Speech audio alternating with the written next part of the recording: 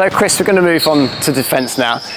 And Gabby had a very good flick out wide, and that obviously then meant that you were defending very, very much on the straight. Yeah. And I think people would think that that was almost a negative position to be in, but actually you were very good at countering off that and getting the attack back straight away. What was your philosophy or set plays in that situation?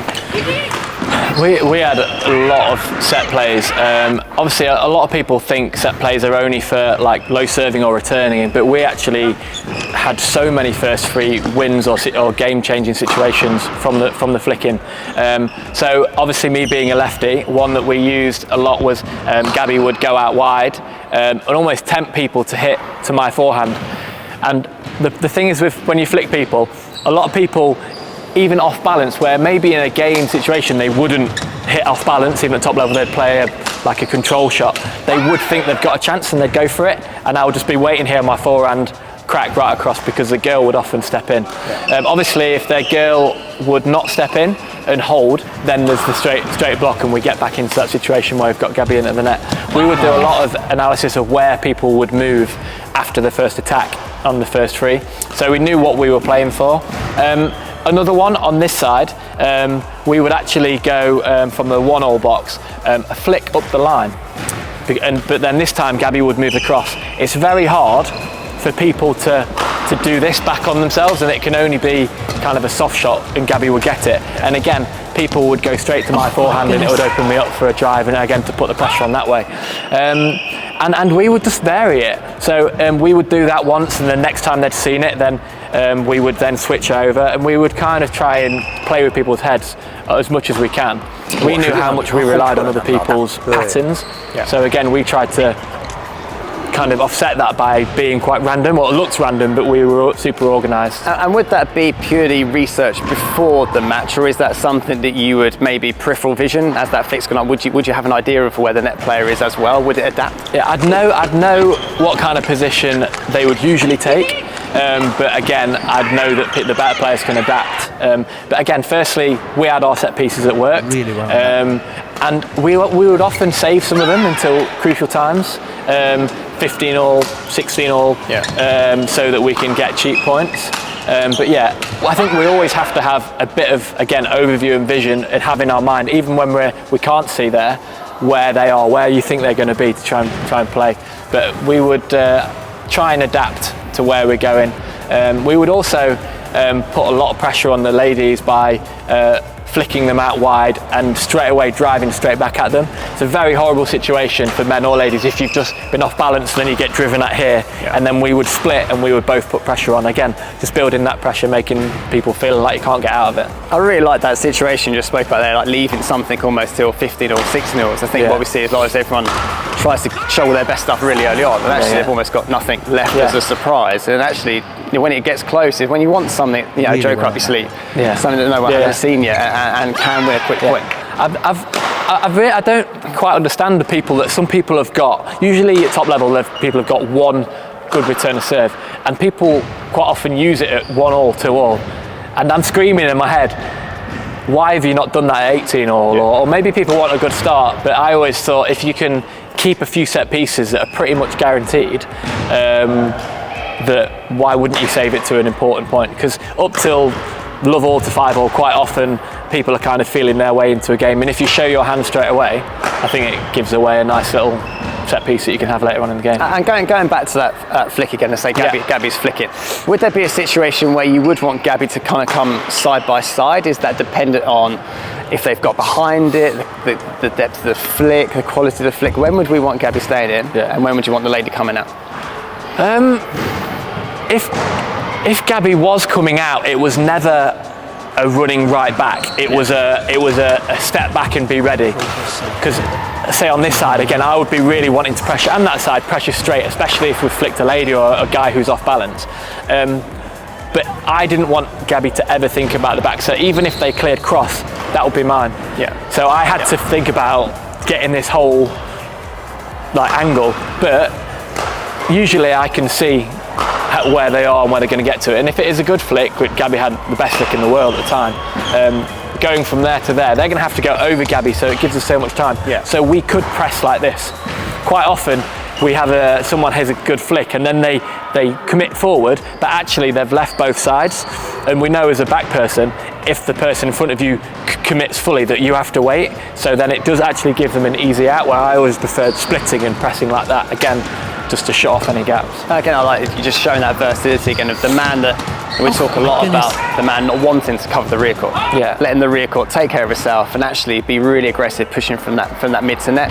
And if it goes up there, we have got more time and we can just knock the rally down and start again. I think that, especially with the mixed doubles, the ladies are getting better and better, as are obviously the guys, but the speed of everyone, I think when I kind of went going to mixed, I think at the time me and Gabby were probably the fastest mixed pair in the world.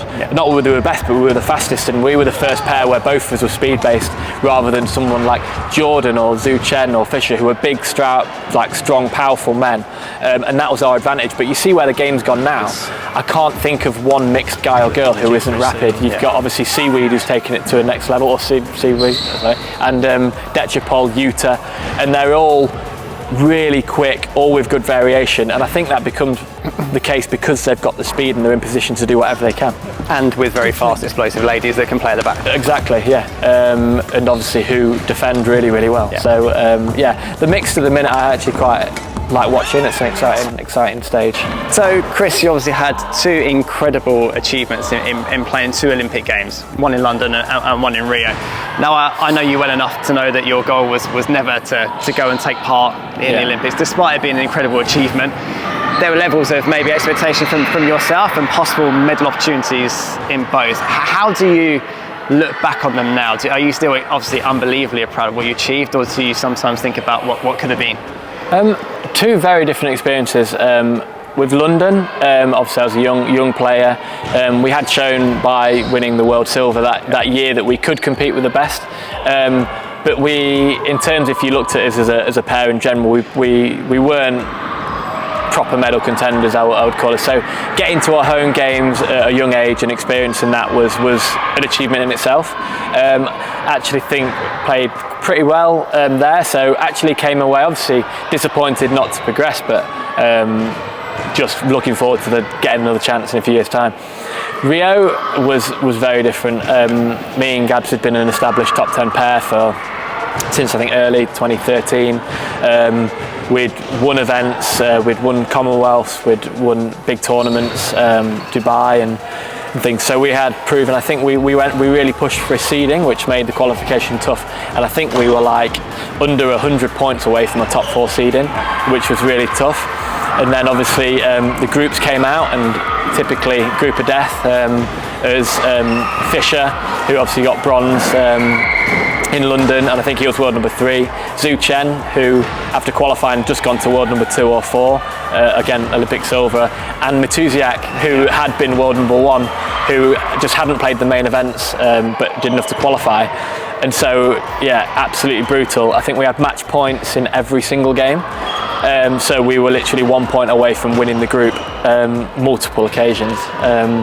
But in saying that, we beat Fisher Pedersen in a thriller, and actually, you know what, it's actually some of the best badminton we've played. So it's a really tough one. So to go out there was really, really tough. We did go in with real medal hopes and medal opportunities, but yeah, that was a really painful at the time. But again, we were quite young and kind of used that as motivation to keep pushing. So tough, but I never look back on them in a negative. I think it's an achievement, but I think it is obviously the medals that everybody wants to win. But a career in badminton is so much more than just two events. Like I said, 17 years since we were playing together, and I'm an old man now and retired, but I had 15 years of competing, and going to the Olympics is great, but there's so many different highlights and low times throughout, which is the journey, and that's the fantastic thing. So most of your success in your career obviously came from your mixed doubles, but you obviously played men's doubles to a very high level as well. In the way of your defence, would it change tactically from mixed to doubles, or would you have the same type of set plays? It was so different. As you know, in men's I was very much a net player. I wanted to get forward as much as I can, which is obviously completely the opposite to my mix, where I was trying to get Gabs in. So I would be potentially a foot and a half further up the court, try and get the pressure, and I would just gamble on pretty everything. I loved playing against top players at the time, where it was like a Leon Day, where it was a challenge to win the net.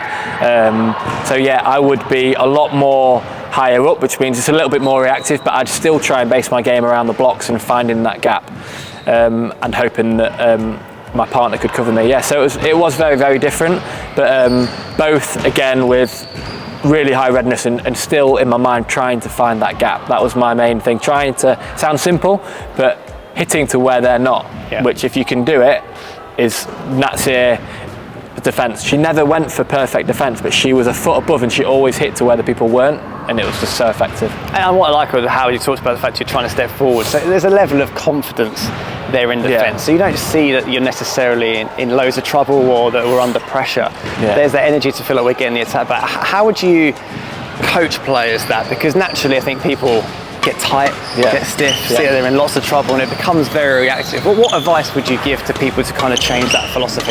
I think I always try to, I go back to when I was a player, and I'm aware that lots of players are very different, but I would try and lift and I would try and be ready as soon as I could. A lot of people lift and then they're relaxed. I try and get ready as quick as I could, and then my last thought before they hit it at me would be, and relax. So I would hit and then I'd be like, and relax, and I'd kind of try and soak more into it, and I'd try and have as loose a grip as possible. Like I said, if we're tight and we get too close, it can be very, very tricky, and then we become reactive. I was always trying to just use the blocks, try and get it to the side, try and get in. So yeah, just try and relax. A lot of the people that I see nowadays, like you said, are very, they want to hit it harder, and they're really tense, where I always say, well, if we are defending from here, the harder we hit it, it's going to keep going up. The fades, I think the Indonesians are the best at. Hendra Setiawan, just such a special player, just went over the net and then it would dip. And so I always try and teach the fades, the relaxed grip. If we're in trouble, of course, every now and again, we need that squeeze at the end, and the forearm power to get it away. But I think the fade, which I would go, again, it's not a block, but it's just over the net and dips, and then we can be ready, would be, I think, my most important shot that I would be teaching everyone. And also the element that people forget is time. People like to give themselves time by backing off, but for me that just opens up the front court and it's too deep. Where actually they don't think about how we can dictate time. Yes, we're in the defence, but the faster and harder I hit it, the faster it's going to come back at me. So just a little bit of pace, 10%, 5% off, just gives me a little bit more time to react. And from the psychological perspective, I talk a lot when I'm coaching about actually they're giving us all the pace we need to hit the shuttle over. We don't need to create too much. It's really good to hear you kind of talk about the blocks and the fades, because actually there's not much going on there from our side whatsoever. We're almost just cushioning the shot and just guiding it back rather than feeling like we're having to do too much. It's quite interesting. Quite often in the practice here at the uni, the shuttle will fold or go into bullet, and I want to change it, and I'll be like, nope, no changing, because when it's rapid, it's very hard to have that backswing because we just get pinned, and so we can just practice. I almost call it just a redirection or a deflection, and then people realise, it's so easy. But then quite often we'll go into a slower shuttle and we'll try and go for the swing again. So keeping that as much gap as we can in front, and so it gives us a space, and then we can. It's not about the power. First thing in defence, I would say, is keeping the rally going. Second thing is, if we can get slightly higher, again, get up from that 30%, 70% up to until we're here, and then we can start to think about where we're going and finding the gap and trying to change it around. And you've already talked about finding the gap, and obviously said it's easier said than done. Once you hit that lift, what exactly are you looking for? Like, are you looking at what the rear court player's doing, how they feel off balance? Are you looking at the net man? Are they channel attacking? Are they on the cross? How do you play into space? 100%. Lifting is absolutely key. Of course, I know if we're high lift, they're going to be in a perfect spot, but they're also going to be further back, so they're going to be less likely to hit power, so they might hit an angle, so I'll take a step up. Also, my racket position might be slightly lower because they can hit an angle. If I lift flat, I can be ready here, but it will be about the position of the rear court player. So if they are double jumping, then I know I've got to be ready for everything. If they're slightly off balance, I would take a step forward.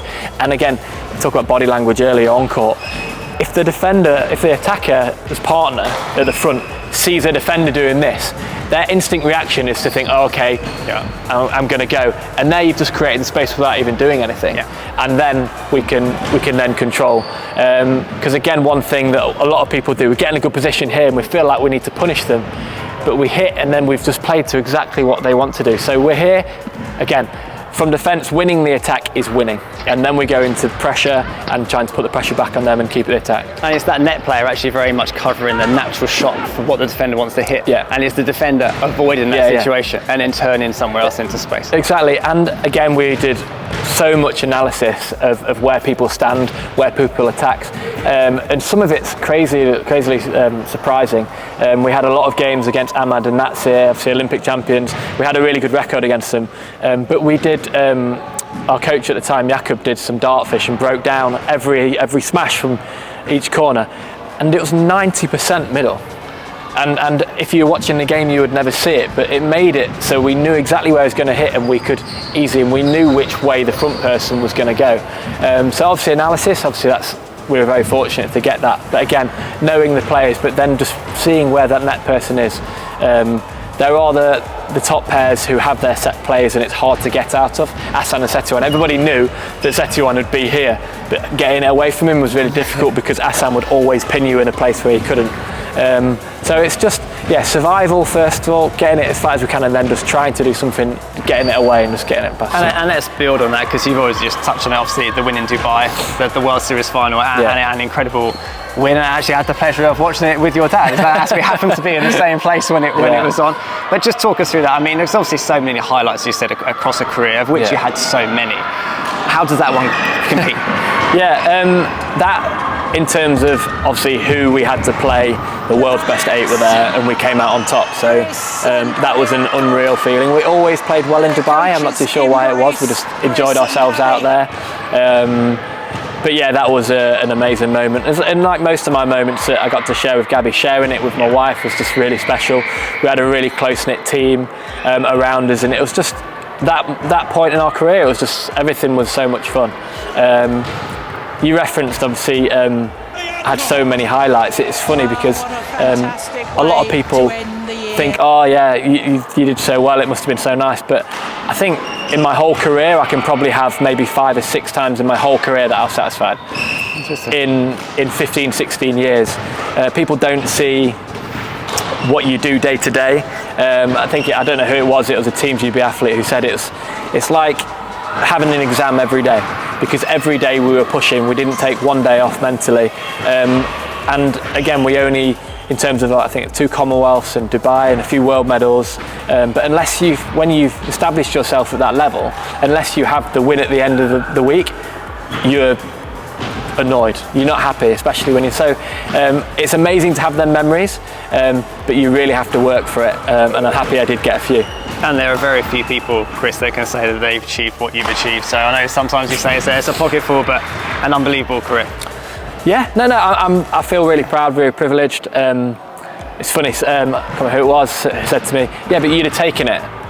And no, I wouldn't have, absolutely not, because if you'd have asked me as a junior player going into Milton Keynes, what do you want to be? It would be world #1, world champion, Olympic medal. So I didn't achieve that, but the one thing that I can say is that I did everything in my power to get everywhere, and it wasn't just meant to be. There were people that were just slightly better than us, unfortunately, but I have not one regret. There's not one part in my career that I think I could have done more. I turned over every stone, so I can happily walk away, and we did happily walk away thinking we've done everything. So would I have taken it? No.